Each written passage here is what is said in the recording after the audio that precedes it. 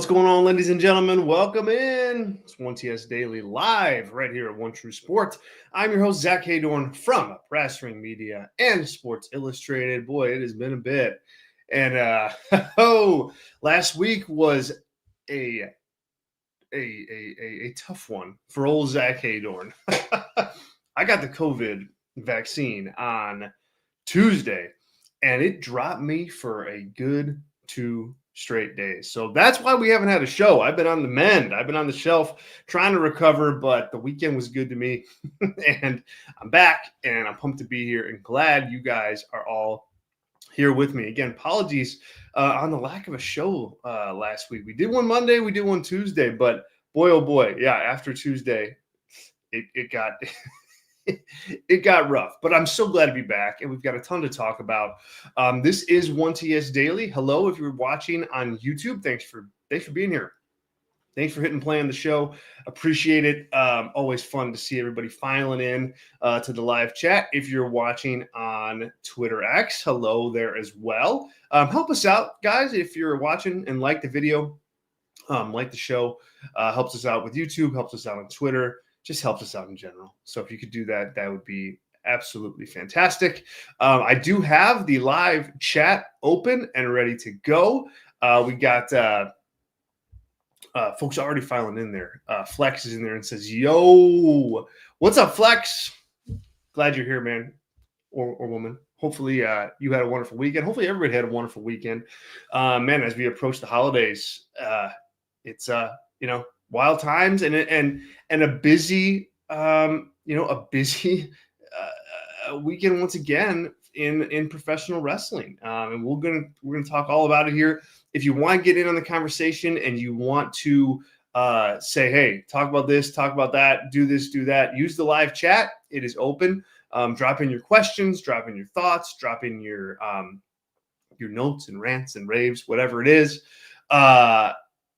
If you want to make sure that you are included on the show, definitely use the super chat feature. That will guarantee that your notes and your chats get read live on the air. Any contribution amount helps. I mean, truly, anything helps. So we thank you in advance for your help on that.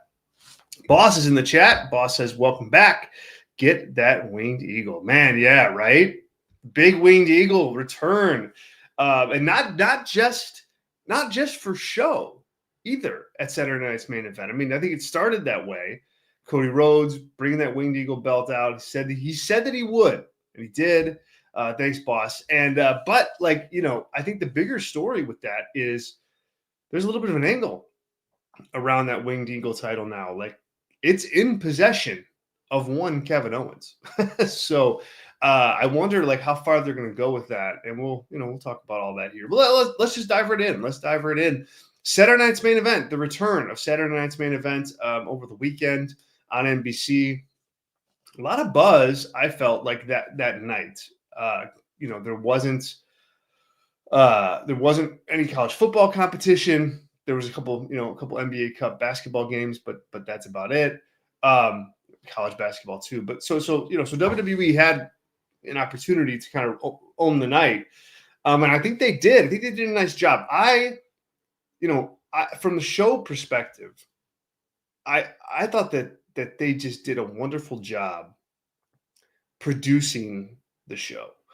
It looked like a big deal. The way they shot the building was really cool. The way they were able to shoot the crowd was really cool. It felt a little bit different than Raw and SmackDown, and it's tough to really pinpoint what exactly it is. I don't know if it's because it's NBC or because the audience was so vast and so they could really shoot the whole building, but it didn't feel like a Raw or SmackDown. It felt like something else, which is good if you're WWE, because that company has so much content right now. Raw, SmackDown, NXT, the PLEs, Saturday Night's Main Event. I mean, and so much more, right? You want to, if you're WWE, you want these shows to feel a little bit different. And it's hard when you have so many. This did. I thought they did a really, really nice job with that. I also thought the wrestling on it was really solid for a WWE show. Look, this is not, this is not the G1 reincarnated here, but you know, it was good WWE style wrestling, like Sami Zayn versus Drew McIntyre to start the show, right? Like that was a good wrestling match. You know, crowd invested in the audience or in the characters, clear babyface, clear heel, and the match operates as such. And they end up having a pretty good match. Drew McIntyre goes over, but it worked because the audience was in play and it was a clean finish. That was up and down the card, you know, throughout the show.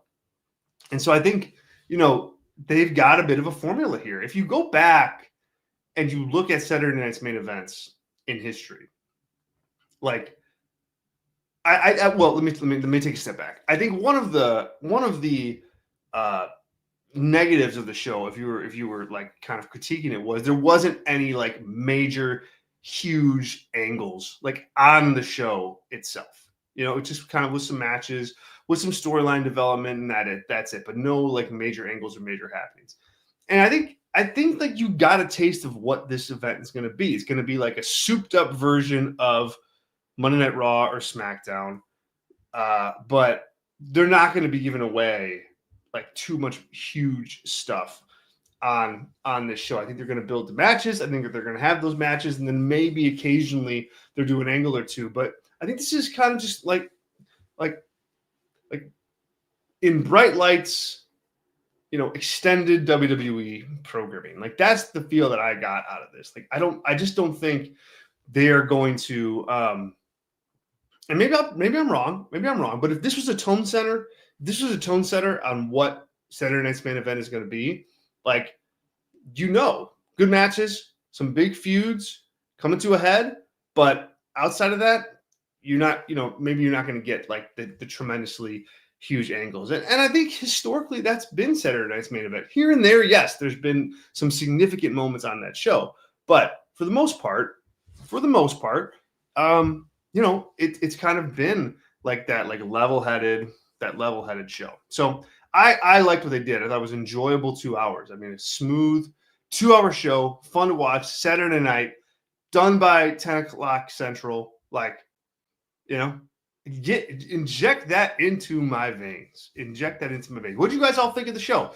Drop your super chats, drop your live chats. Let me know what you thought of the show. Really curious to hear what the consensus is on our 1TS Daily listeners and viewers. Amy's in the live chat. Amy says, hello. What's up, Amy? Glad you're here. I'm glad to be back and seeing all you guys in the live chat. I missed everybody. Missed doing the show. Glad to have the voice back. So, yeah, thanks for being here live, Amy. Appreciate you. All right. So the main event on Saturday's main event was Cody Rhodes defending the undisputed. Why do they keep calling it that? Can we not call it that anymore? Like it's not that. It's not that. You had a world championship, another world championship on the show. On the show. Please, can we stop? So anyway, undisputed championship match. Cody Rhodes defending against Kevin Owens. Very personal feud, personal grudge match. And I thought the match was good. I thought they got a little too cute with the finish. I thought they got a little too cute with the ref spots, you know.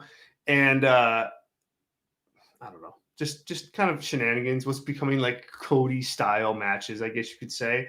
But overall, the match wasn't bad. And I think there's some major angles coming out of this that need to be kind of flagged to watch. Number one, Cody cheated. He used that chair. Is that gonna matter? Is that gonna, like, what's that gonna do for Cody Rhodes? You know, are people like, I want to see where that story's going. I don't think that's an accident. And then the second big one is the attack on Cody Rhodes by Kevin Owens after the match. Another, you know, big angle, but that it was not on the show. It was only on socials. So Owens hit Cody with a package pile driver, and then took the Winged Eagle belt for himself, walked up the stage. He had a confrontation with Triple H. Cody Rhodes had to be wheeled out of the building on a stretcher. So big angle, but one that didn't happen on the broadcast. I wonder, if that was because of the nature of the move. I think that's part of it. The package pile driver, they don't want to do that on television, perhaps. But I also think like WWE, man, they love the extended programming. They love the hey, we're gonna shoot this angle, and you're gonna have to find it on socials and to see it like pop up everywhere. We'll put it on YouTube. They love kind of getting that extension out of their content, out of their shows, and so that's what this was. That's what this was. Man, it worked because it spread like wildfire after the fact. This is interesting because it tells you that there's another match to be had between these two guys. Maybe that happens on January 6th for the premiere of Raw. I don't know. But it tells you that the feud's not over. And the fact that Kevin Owens has that Winged Eagle belt, it's I would think that it's Cody to the rescue at some point here in the near future, and Cody gets that belt back. I would look for that match to happen on that episode of Raw with Netflix. So but good work by all involved, right? I mean, you had like Cody being Cody, right? He's selling, he's doing his thing, like all that, and then Kevin Owens just being Kevin Owens. The Triple H physical encounter. I don't know how I feel about it. I know why you do it. You do it because you want to make the angle seem very important and like a big deal, and that Kevin Owens is this vicious guy. But then you have Triple H out there who's kind of like almost Bigfooting Kevin Owens, like he's like got a puff at his chest and they're bumping chests and it's like, no, Triple H, like you're not the game in that scenario. You're just backstage producer, creative guy. Like, so you can't be like puffing your chest and not like backing down from this big dangerous heel that supposedly just took out your world champion. Like, so I don't know, like it just kind of was like blah to me as far as that specific angle goes. It's like, Triple H, come on man, stay out of it, stay out of this. We've been there, done that with you. You don't need it. Just write the storylines. You're doing good. Just write the storylines. You'll be happier, and it'll be better. So I didn't love that, but I did think it got across, Kevin Owens. I think it did get him over more as a heel. And now Cody has this big hill to climb too, which we all know Cody loves to play that part. So that's your main event. We have a first-time WWE Women's United States Champion, Chelsea Green. Well, I'll tell you, Chelsea Green, man, she has like, that's what she's done in WWE is I think like what Triple H kind of loves about pro wrestling. It's like she didn't really have much of a chance at all, like on her own, and she made herself an opportunity, and she got over, and she is likable even in this heel, kind of obnoxious heel role. She did this, and it's so funny, like it's the little things with her that I think go just a long way. I like, for example, the pin when she's winning the title. I love the fact that she hits that move and then she's got urgency. She runs over there. She hooks the leg, and then she leverages herself back and puts all the weight on Michin for that pin. It's small, but it's that attention to detail that I think goes a long way in pro wrestling, and Chelsea Green has that in droves. Like all of her facial expressions, the way that she does her entrance, like it's all so just fine tuned and just well thought out and in character. And I think that when you when as an audience, when you're watching somebody in pro wrestling that's that invested in what they're doing and has that type of confidence in the character, you connect with that. Whether it's a heel, whether she's a babyface, doesn't matter. You connect with what's going on. I don't know how much longer, based on that crowd reaction in Saturday Night's Main Event, I don't know how much longer she can be a heel, frankly. She's just like too likable at this point. She's gonna have a problem with that as babyface because I think a lot of her mannerisms and like just aura is heelish. But we'll see. We'll see. The audience being on your side can do a lot for you. And so I like this for her, and I think she's going to be able to run with that. Andrew's in our chat and goes, match was sloppy, but that finish, though, incredible. Yeah, it was. It was. The unprettier, whatever Chelsea Green calls it, like off the top rope reversal. Very cool. Very cool finish.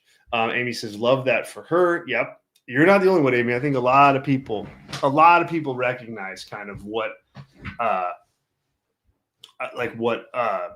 Chelsea Green brings to the table. And yeah, I just think, she's created more opportunities for herself. And that's always just really fun to watch. So we have our first ever women's United States champion. So there you go. Let's see what they do with this. You know me, if you listen to this show long enough, or you catch any of my work at Brashby Media, you know that I am not hey, let's add more championships to the mix. I'm not that type of guy. But that said, they're doing this, and we'll see what they do. We'll see what kind of push this can give her and how it could elevate her. And then, we'll go from there. Also on the show, you had Gunther defeat Finn Balor and Damian Priest to retain the World Championship. This was weird. This whole thing was weird. Like, if you're just going to do that finish, like, why make it a triple threat? Like, why have Gunther go over both those guys if you're just going to do the finish where Gunther beats Balor? I mean, you had that match already set. So I thought that you had a bit of an opportunity to like throw a red herring out there. Like, we got to do the triple threat because of something else that's going to happen, or because of a finish that we want to do. That didn't come to fruition. That did not. It just kind of was like a regular old triple threat, and Gunther wins, and that's that. So not a lot of storyline development there. Amy says here, I'm glad that Damian wasn't the one to get pinned again. Absolutely. I mean, yeah, you could not. That's why I thought that the triple threat here was weird when it was all said and done, because it's like you weren't going to pin Damian Priest, and you shouldn't. But if you don't have any other kind of finish in mind, why not just stick with the singles match and then pin Finn Balor like you just did? I mean, I think that was on the table, and they just went a different direction. Thanks, Amy. All right, so the next Saturday Night's Main Event is at the end of January, 1 week before the Royal Rumble. So they're going to do these quarterly, and the first quarter event's coming up quick. And we'll be in a totally new world after that. By the time that happens, we'll be in a totally new world with WWE Raw on Netflix. So wild to think about that. Speaking of Raw, let's preview tonight's episode of the show. Let's see here. Quite a bit they've got on deck already. So we've got Braun Breaker against Ludwig Kaiser for the Intercontinental Championship. Finn Balor and JD McDonough are going to defend the World Tag Team titles against the War Raiders. Zoe Stark, Raquel Rodriguez, and Kaden Carter, they will wrestle a triple threat match in the first round of the Women's Intercontinental Championship tournament. Kofi Kingston is returning to Boston, his hometown. We'll see what kind of reaction they give himself and Xavier Woods. And then CM Punk is going to be on the show and is going to respond to Seth Rollins' comments last week. So pretty big night at the office for WWE here. I do want to see Punk respond to Rollins, because Rollins gave him the business last week on the show. I mean, he really did. He went in hard on Punk, called him failure and everything outside of WWE. And, obviously, Punk cleared that. We know nobody's going into the business for themselves on Raw in WWE. That's just not going to happen on that show at this point. So we'll see what Punk has left up his sleeve. But I mean, he's got to have something. He's got to have something. He's got to find like the voice here. Like, and I think that the laid back Punk, Seth, like I don't even really think about you. Like, I just, you're nobody to me. I think that has to end now. I think you got to turn it up now, and get Punk to a new level with Seth where he does start to care, because nobody wants to watch a match between two guys where one of them like is openly being like, God, I really just don't care about this. So you have to start emphasizing that Punk is starting to get upset by this and is going to want revenge in the form of a match in the ring. You got to get there at some point. My guess is they start on that path this week on Raw. The big rumor from last week, end of last week, was Raw is set to be the Raw Netflix premiere is set to be the first spot for Rollins versus Punk. That first match. That's the planned main event.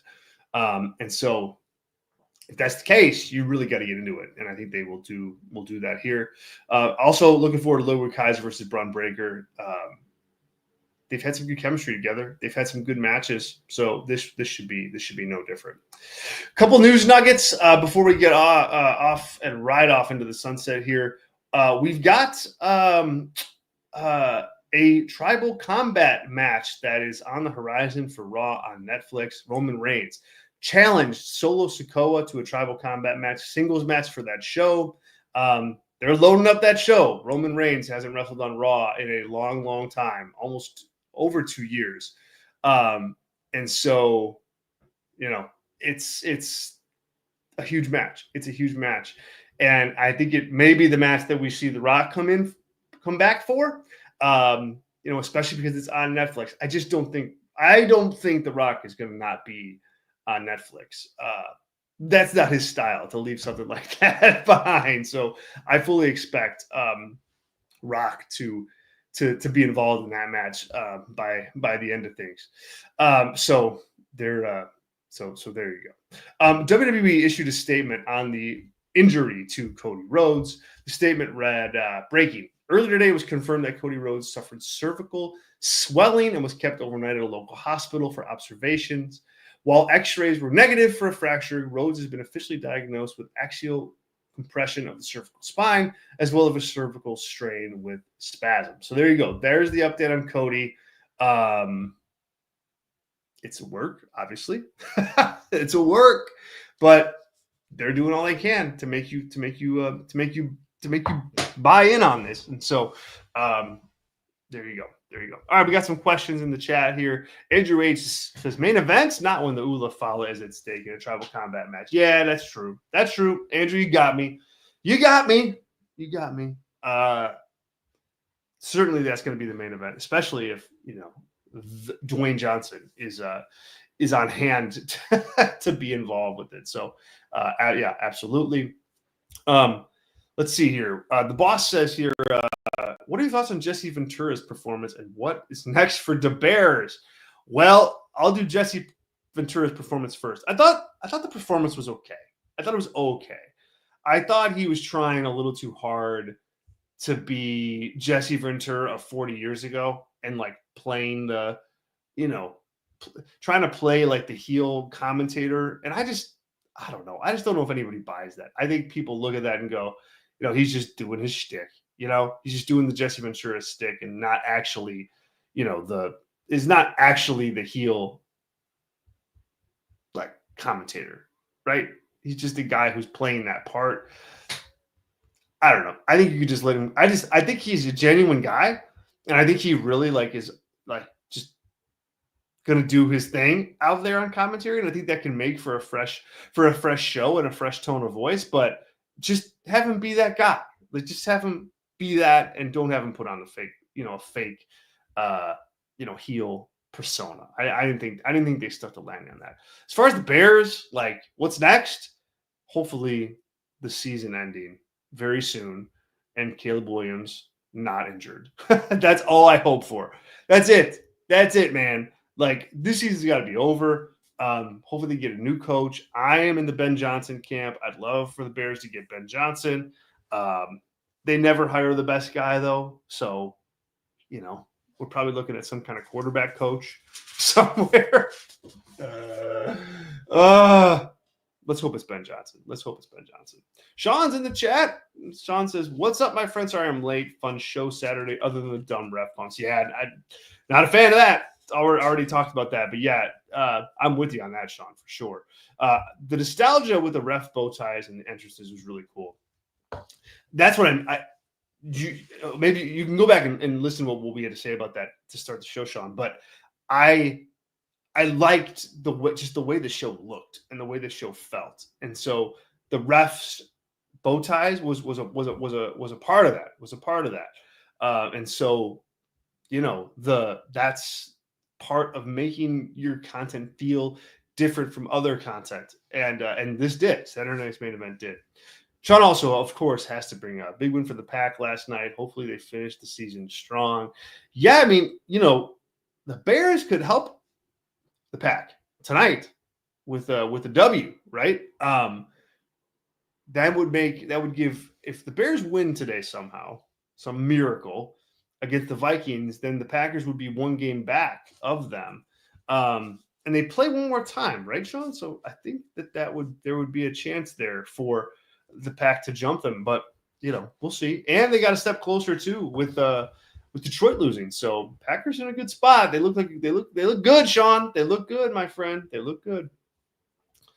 All right, you guys, we'll wrap up there. We got a full week of 1TS Daily ahead of us. It'll be a blast. Make sure this is part of your mornings, 11 Eastern, every single day right here on One True Sport. I'm Zack Heydorn. You can check more of our work out at Brass Ring Media. Brass Ring Media is my shop that run with Tyler Sage, and we've got all sorts of different shows throughout the week. We've got our Brass Ring Media podcast that we run live twice a week. I do a show called Spotlight on Wednesdays. Ashley Mans does a show on Saturdays, the Kick-Ass podcast. Robert Vallejos hosts Nocturnal Knockout. He was live right after Saturday Night's Main Event over the weekend. Check it out. You can get all this stuff, all that content just on our YouTube channel for free. You could also subscribe to our podcast feed wherever you get your podcast, and you can get all of our live shows for free. So please subscribe. We also do all of our written work. Written work at Substack. That's where our written projects are. Brass Ring Media Substack. That's free too. Lots of content that goes up there on a daily basis. So check it out. Brass Ring Media. All right. Have a wonderful Monday. Back tomorrow right here at 1TS Daily live at One True Sport. See you guys later.